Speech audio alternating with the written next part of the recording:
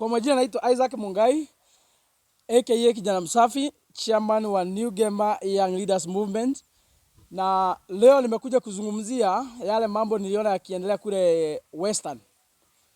Na nimekuja kuaddress President William Ruto.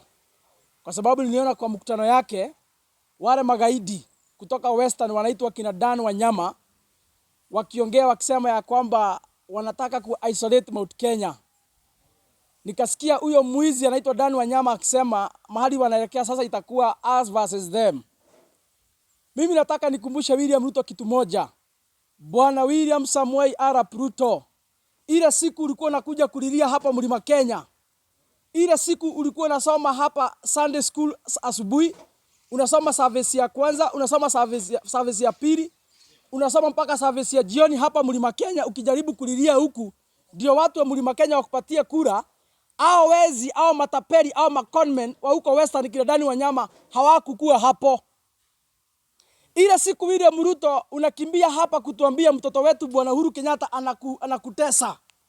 Ile siku umekuja kulilia hapo kituambia Bwana Uhuru Kenyatta ametupa nguo zako nje uko nyumba yako ya Mombasa. Ile siku umekuja hapa kulilia Gatondo ukiambia Uhuru Kenyatta asiwe watoto wako. Mpaka jamii ya Mlima Kenya wakakuhurumia kupatia kura. Hao wezi wamekuzingira leo hii, kina Kamketu maconmen watu wa wash, wezi wa ng'ombe, kina Oscar Sudi hawakukuwepo. Mimi nashangaa sana Bwana William Ruto, hata kama mlikosana na Rigathi Gachagua. Sio Rigathi Gachagua alikupatia kura za mlima. Ni sisi jamii ya Gema tulikupatia kura zetu milioni 5. Sio Rigathi Gachagua alikupatia kura yake peke yake. Hata kama mlikosana na yeye, hata kama hauna heshima na yeye, hata kama unadharau jamii yake Bwana William Ruto, ni vizuri ukumbuke ya kwamba hiyo kitu umekalia leo hii, umekalia kwa sababu ya jamii ya Gema. Sisi ndio tuliungana tukakutetea. Sisi ndio tuliungana tukakushika mkono kama kijana wetu hapa tukakupatia kura. Siku ulituahidi ya kwamba ukiingia ukuwe rais utatusaidia. Mimi nashangaa umesahau mpaka sisi unakubalisha jamii ya Gema inatusiwa kwa kikao yako Bwana William Ruto. Kwani William Ruto umekuwa mtu fake kiasi gani? Such that tunatusiwa kwa mkutano yako na vijana wadogo kama Dan Wanyama. Ati wanasema wataisolate sisi. Mimi nataka niwaambie, kwa sababu aliongea hivyo Bwana William Ruto kwa mkutano yako. If this is what you discussed behind the curtains, I dare you President William Ruto, kuanzia kesho, futa watu wote wenye ni wa Mlima Kenya kwa serikali yako. Watupe nje wote. Anza na Professor Kindiki. Ingia kwa mawaziri, ingia kwa PS, machairman wote wa parastato, fukuza wote wenye wametoka Mlima Kenya kwa serikali yako. So that ndio tuamini hiyo ujinga watu wako wako nao wakusema kwamba mnataka kutuisolate sisi ndio tuone mnamaanisha. Lakini hiyo ujinga hapo ya kuongea ati ndio mtishie jamii ya Gema, ati tuonekane ya kwamba sisi jamii ya Gema ndio tunataka kujitoa kwa serikali, ndio tunapinga serikali yako sisi peke yetu, ati ndio sisi hatukutakii, ati sisi ndio tuko na ukabila. Hiyo narrative William Ruto, I want to tell you, you will not succeed. Tunajua uko na matatizo kwa sababu 2022 uliomba kura ukituambia mambo ya Hasra versus Dynasty. Ukatuomba kura ukituambia mambo ya sijui mama boga, Huribaro, mkokoteni na bodaboda. Hiyo yote utapeli yote ukatutapeli na ikazima. We know you have a challenge because 2027 haujui na bado haujajua utatumia narrative gani kuconfuse sisi. That is why mnafikiria kwamba na hao wakora wako ati mkikaa kona fulani mfikirie kupanga mambo ya ukabila. Ati muambie Kenya mzima jamii ya Gema ndio wako na ukabila. Ati sasa hiyo narrative itafanya muhurumiwe zile kabila zingine zote zigang up against sisi. Hiyo narrative haitakula kwa sababu wa Kenya leo hii si wajinga. Na hii maandamano juzi imekuwa hapa Nairobi ya Gen Z. Haikuwa maandamano ya Wakikuyu, haikuwa maandamano ya jamii ya Meru ama Waembu ama Wakirinyaga hapa. Ilikuwa jamii ya watoto wa Jamhuri ya Kenya. Hawakuwa na mambo ya ukabila. Na ile maswali waliuliza serikali yako, walikuwa wanakuuliza aje? Ni vipi unaweza rekebisha maneno nchi yetu ikuwe sawa, watoto wasome, wamama wapate afya, watu wapate ajira? Hiyo ndio maswali ilikuwa ya Gen Z. Mambo ya taxation, hawakuwa na mambo ya ukabila. Kwa hivyo Wakenya kwa jumla wamechoka na serikali yako sababu ya utapeli na uongo. Kwa hivyo hata mkijaribu kusukuma ationekane Mlima Kenya wako kwa kona fulani, Mlima Kenya hamutaweza kutufinya kwa kona fulani. Na hiyo kututishia sijui mtatu isolate. Na shangaa sana ni ku isolate na jia gani? Because hatutanyamaza na hatutakosa kuongea. Kama mnafikiria mkiongea hivyo tutanyamaza, tusionekane wabaya, Hatutaki kuonekana wazuri katika macho ya wakora. Hatutaki kuonekana wazuri katika macho ya wakoloni. Kama tulifukuza mbeberu, mzungu mweusi hapa, nani sasa atatisha sisi? Hatutaki kuonekana wazuri katika macho ya watopeli. We will speak as Kenyans. Tutakosoa serikali kwa njia ambayo inafaa katika sheria. Hatutaogopeshwa, tutaongea. Mkitaka kuona sisi ni wabaya, kwani hata mkiona sisi ni wazuri mtatupeleka wapi? Hata mkiona sisi ni wazuri, si mtatuona wazuri ndio mtutumie vibaya. Siku melialia hapa tumekupatia kura. Saa hii umesahau. Nataka nikuambie William Ruto. Kama wewe ni mzee kweli, kama wewe ni kiongozi kweli, haufai mkutano yako unakubalisha hao matapeli wanatusi jamii ya Wagema na uko hapo. Hao wakora sisi hatukupatia wao kura. Hawa wezi hatukuwachagua sisi. Wamechaguliwa na uko kwa manyumbani. Wewe ndio tulipatia kura zetu hapa. Kwa hivyo hata kama uko na shida na Rigathi Gachagua ama uko na shida na Uhuru Kenyatta ama mtu mwingine, heshimu sisi kura zetu milioni 5 zile ambazo tulikupatia. Na nikuambie, hakuna kitu itazuia sisi kupinga serikali yako. Hakuna kitu itazuia sisi kukosoa serikali yako. Na hakuna kitu itazuia sisi kujipanga na kupanga siasa zetu kama jamii ya Mlima Kenya. Hakuna kitu itazuia sisi kutengeneza urafiki na zile jamii zingine. Hakuna kitu itazuia sisi kwenda kwa uchaguzi ya 2027 tukiwa na watu wale wengine kama jamii ya Wakisii, jamii ya Wakamba, jamii ya Mrembe. Tutaungana na wao mpende msipende. Na kama mko na uoga na wataka niwaambie ni mapema. Nilisikia bwana William Ruto ukiambia Rigathi ukisema sijui mtu wa Munyoro, nikasikia sijui unasema huyu mtu wa Mitego sijui nini. Wacha tumbo joto bwana William Ruto. Wacha kuongea mingi. Rigathi Gachagua hajasema anasimama kiti. Hata hana mpango ya kusimama kiti. Lakini sisi kama jamii, ile mpango tuko naye hauwezi simamisha. Na si Rigathi mnashindana na yeye bwana William Ruto. Wacha nikwambie so that you stop confusing Kenyans. Mashindano ya 2027 haitakuwa kati ya William Ruto na Rigathi Gachagua. Mashindano ya 2027 itakuwa baina ya Wakenya na uongozi mwema. Itakuwa baina ya Wakenya na kuraibarenti nchi hii. Itakuwa baina ya Wakenya na kutafuta kiongozi ambaye anaweza shikilia nchi hii.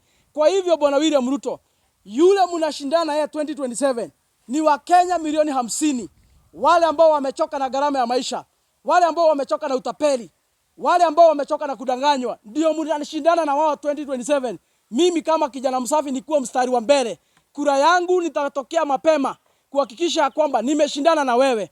Kwa hivyo wacha kushinda hapa ukiuzia watu narrative za sijui mtu wa Mitego, sijui hana plan, wewe ndio uko na plan. Hakuna plan uko nayo. Na hii kipindi yote abracadabra, hii kuongea mingi tumekuzoea sasa. Usifikirie sasa hata ukiongea na ndimi hatutakujua. Tunajua wewe ni yule yule. Hakuna confusion hata moja utaletea wananchi wa jamhuri hii waanze kuchanganyikiwa.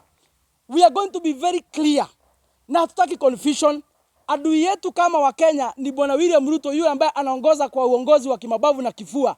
Yule ambaye alitudanganya na ameshindwa kurekebisha uchumi wa jamhuri hii. Huyo ndiye kama Wakenya tunaenda kushindana na yeye. Na hakuna kitu itazuia. Kitu kingine bwana William Ruto. Niliona unasomea kijana mdogo ambaye anaitwa Sarasia. Ukimuuliza ni wapi alipatana na wananchi wakamwambia SHA ni mbaya. Mimi nataka nikuulize rafiki yangu bwana William Ruto. Wewe ni wapi ulipatana na Wakenya wakakwambia SHA ni mzuri? Hata wale Wakenya wamejitokeza, tuliwaona kule Afya House. Wakaingia huko kuambia waziri wako ya kwamba SHA ni utapeli, SHA ni ukora, pesa zinamezwa huko kwa mitandao lakini kutoka hazitoki. Wananchi wametoka hapa Kenyatta National Hospital wakajeta kwa ofisi zenu kusema ya kwamba SHA ni ukora. Kwa hivyo mimi nashangaa kiongozi kama wewe, mwanasiasa amekuwa kwa serikali karibu miaka 50, unarushiana maneno na kijana amechaguliwa hapa miaka 2 na anajaribu tu kukuambia ukweli. Lakini kwa sababu hamtaki kusikia ukweli, tutawaambia asubuhi, tuwaambie mchana, tuwaambie usiku, tuwaambie kesho kutwa, mtondogo, tutawaambia ukweli. Mkitaka kukufa mkufe, lakini hatutakosa kuongea ukweli kama Wakenya. Na hii mambo ya SHA, ulituambia NHF ni mbaya. That is why mmetuletea SHA ukatuambia itakuwa inalipia sisi bili ya hospitali. Mimi nataka nikuambie William Ruto, hatuwezi kubali kuingia kwa SHA ambaye atukikuwa mgonjwa ile kukusaidia kubwa inaweza kukusaidia inakulipia sijui bili ya kitanda hapo 3,000 4,000. Na saa hiyo bili ya vile ambavyo mgonjwa ametibiwa hapo inakuja 1,500 ama 1,400. Alafu SHA inamlipia kitanda hapo 20,000. Kama mnamlipia 20,000 ajitafutie 1,100 karibu 400. Iko haja gani alipe SHA? Si hali hata hiyo kidogo basi ajilipie kwa sababu hamsaidii. Mimi nataka kuambia William Ruto, hauongozi wanyama ama unaongoza miti.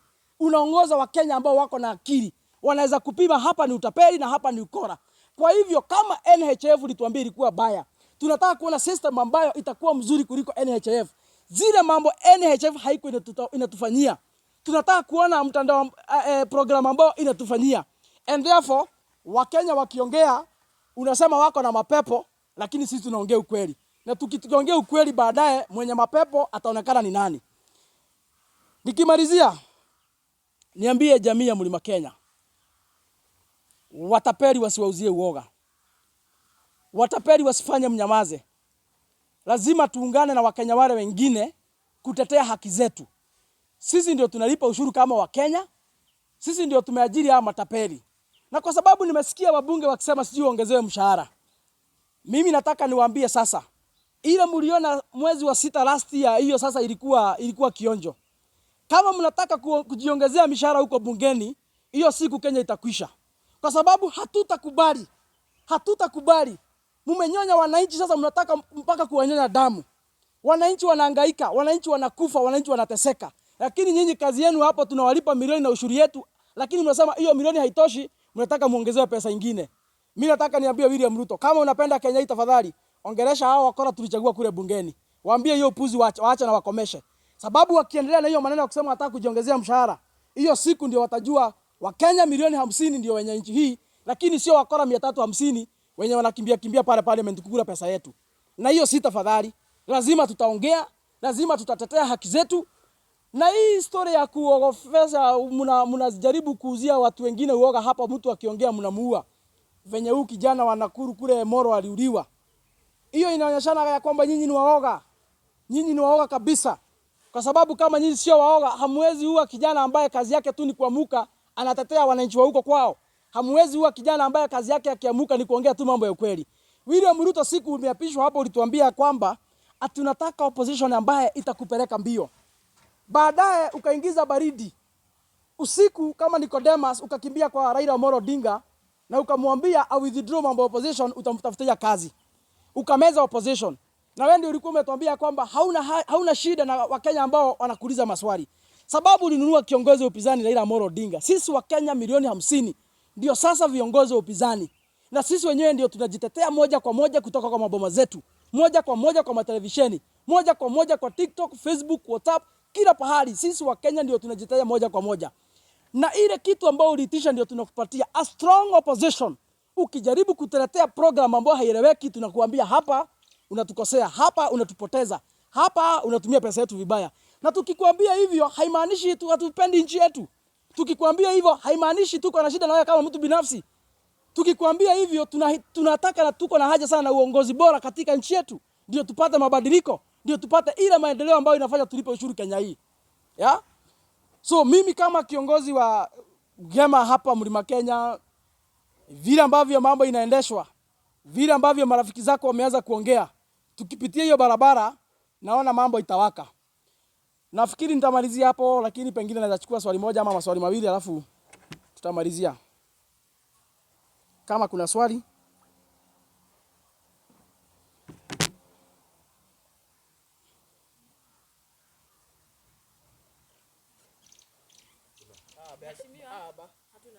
Okay, kama hakuna swali tunafungia hapo.